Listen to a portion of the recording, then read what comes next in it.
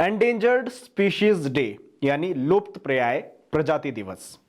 भारत में यह दिन 21 मई यानी आज के दिन हर वर्ष मनाया जाता है।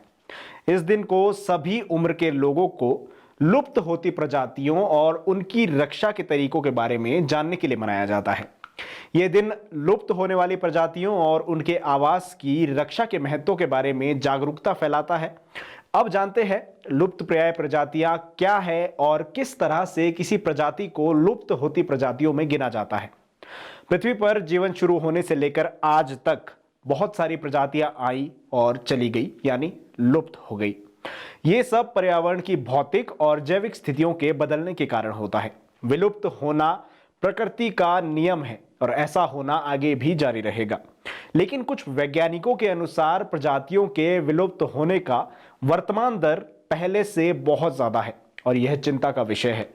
लुप्त प्राय प्रजातियां ऐसी प्रजातियां हैं जो अपनी आबादी में अचानक तेजी से कमी या अपने महत्वपूर्ण निवास स्थान के नुकसान के कारण विलुप्त होने के जोखिम में है। विलुप्त होने की आशंका वाले पौधे या जानवरों की प्रजातियों को एक लुप्त प्राय प्रजाति कहा जाता है। दरअसल 1960 और 1970 के दशक में पर्यावरण संरक्षण के साथ जानवरों की भलाई पर भी चिंता प्रकट हुई। इसी को देखते हुए 1973 की लुप्त प्राय प्रजाति अधिनियम को 28 दिसंबर को कानून के रूप में हस्ताक्षरित किया गया ताकि सभी जीव प्रजातियों के लिए वन्य जीव संरक्षण और बहाली के प्रयासों को महत्व दिया जा सके। लुप्त प्राय प्रजाति दिवस पहली बार 2006 में अमेरिकी सेनेट द्वारा बनाया गया था। उस समय प्रजातियों को बचाने के लिए कई प्रयास किए गए थे और इसके कारण विलुप्त होने की सैकड़ों प्रजातियों को गंजा ईगल की तरह बचाया गया था।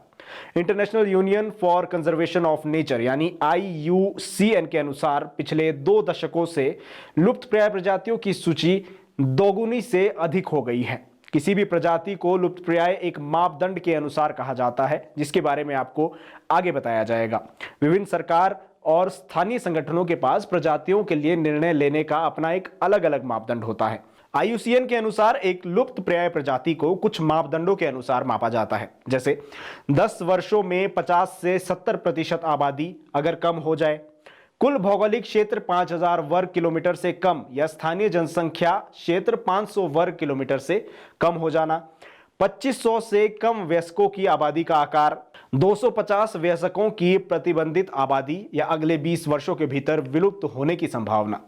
प्रजातियों के विलुप्त होने के कुछ सामान्य कारण हैं, जैसे मानव हस्तक्षेप, आवास खोना, पर्यावरण में विदेशी प्रजातियों का परिचय, अधिक शिकार करना, प्रदूषण, रोग, आनुवंशिक भिन्नता का नुकसान, वनों की कटाई, जलवायु परिवर्तन और भी बहुत ज्यादा कारण हैं।